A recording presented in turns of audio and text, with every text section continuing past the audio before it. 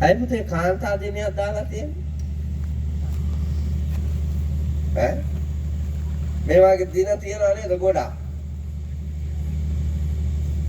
ජානු ළමයින්ගේ දිනේ, වැඩිහිටියන්ගේ දිනේ, කාන්තා දිනේ,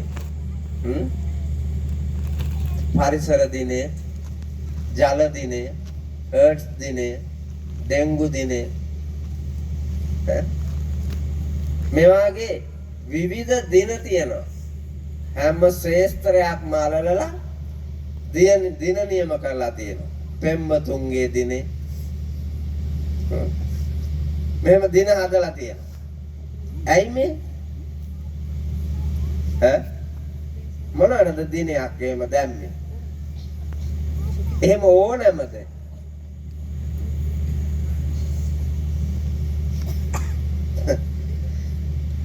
හැම දිනයක්ම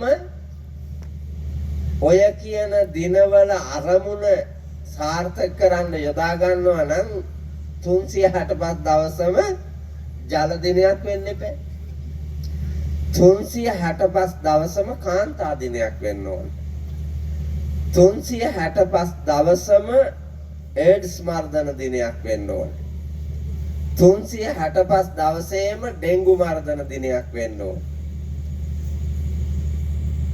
පින්නතුනි ජීවිතය පවත්වාගෙන යන්න අපට මේ දින නියම කරලා තියෙන්නේ අපි මේ ගෙවාගෙන යන ලෞකික රාගික කෙලෙස් බර ලෝකයෙහි අපට මෙවැනි දිනයක මේ දිනයක් යොදවුවේ ඇයි කියලා අවබෝධයට අරගෙන ඒ පිළිබඳව පැහැදිලි ආකල්පයක පිහිටලා වසරේ ඉතුරු දින ටික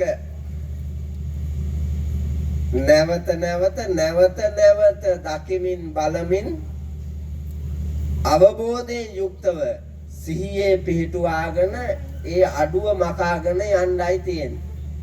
සිද්ධ වෙච්ච වරදක් නොවෙන්නයි තියෙන්නේ.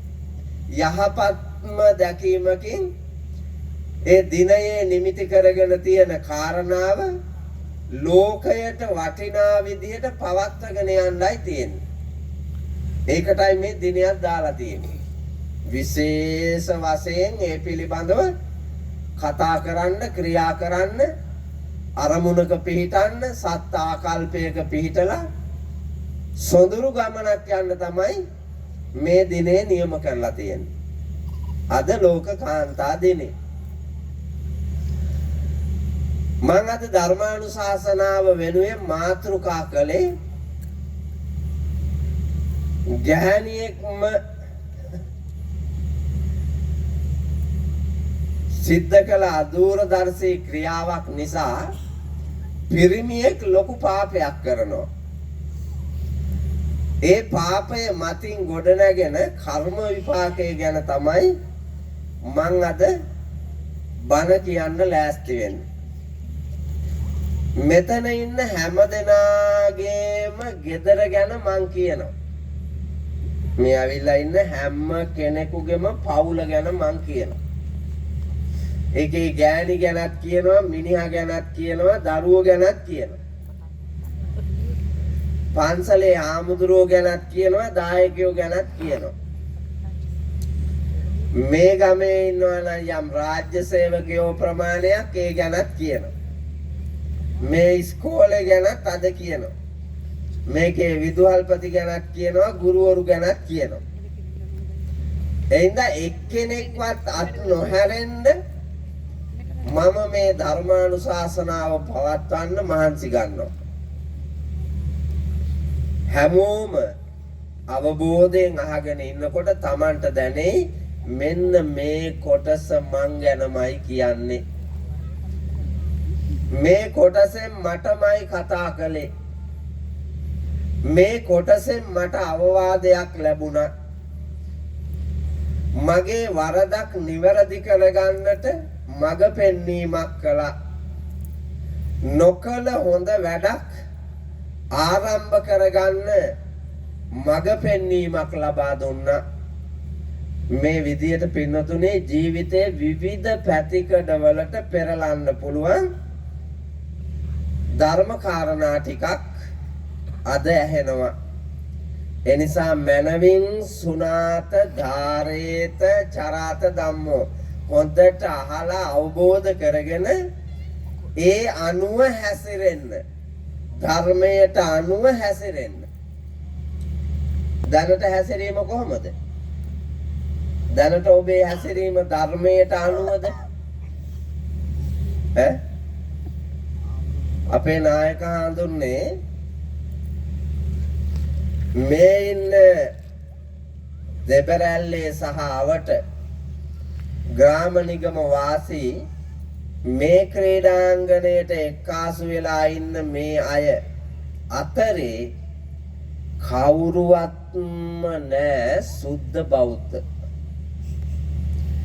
සුද්ධ බෞද්ධ එක්කෙනෙක්වත් බල. මං කොහොමද එහෙම තක්සේරුවක් කරේ? නායකයන්ට මට කිව්වවද? එහෙම නැත්නම් ඉස්කෝලේ හාමුදුරුවෝ කිව්වද? නෑ. මේක මුළු ලංකාවෙම කියා ගියත් ගැටලුවක් නෑ. ලංකාවෙම නෑ. සුද්ධ බෞද්ධ.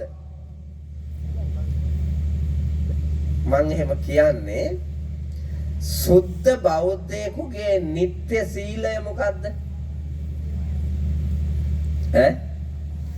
සුද්ධ බෞද්ධයෙකුගේ නිත්‍ය සීලය පංච සීලය. පංච සීලය ප්‍රතිපත්තිගරුකව රකින්න කවුරු හරි ඉන්නවද?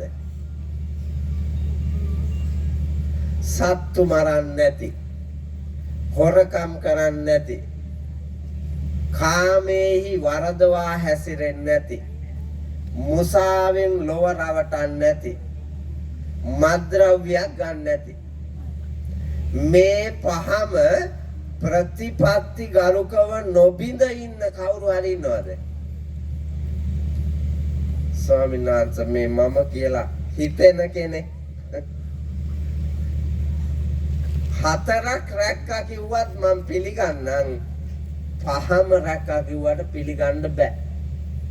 ඒ තරම් රකින්න අමාරු ගැඹුරු නිතරම බිඳෙන සිල්පදයක් තියෙනවා.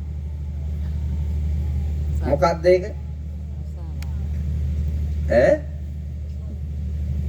මොකද්ද පුතේ නිතරම බිඳෙන සිල්පදේ?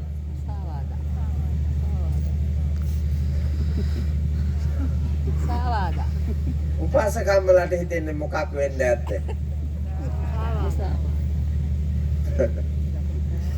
නෑ. පින්නතුනි ඒ තමයි කාමේසු මිච්ඡාචාරා වේරමණී සික්ඛාපදං සමාදියාමි කියන සිල්පදේ. කාමයන්ගේ වැරදි විදියට හැසිරීමෙන් වැළකීලා ජීවත් වෙමි කියලානේ අපි පොරොන්දු වෙන්නේ. සමාදම් වෙන්නේ. සීලේ පිහිටන්නේ. නමුත් අපි ඔය කියන පදේ අර්ථය දන්නේ. කියන පදේ අර්ථය දන්නේ නැති නිසා අපිට රැක ගන්නත් බෑ. මොකද්ද අරමුණු කරගෙන තියෙන්නේ ඔය පදෙන්? කාමේහි වරදවා හැසිරීමෙන් වැළකීලා ජීවත් වෙමි කියන එකෙන් ඔබ දැකලා තියෙන්නේ මොකද්ද?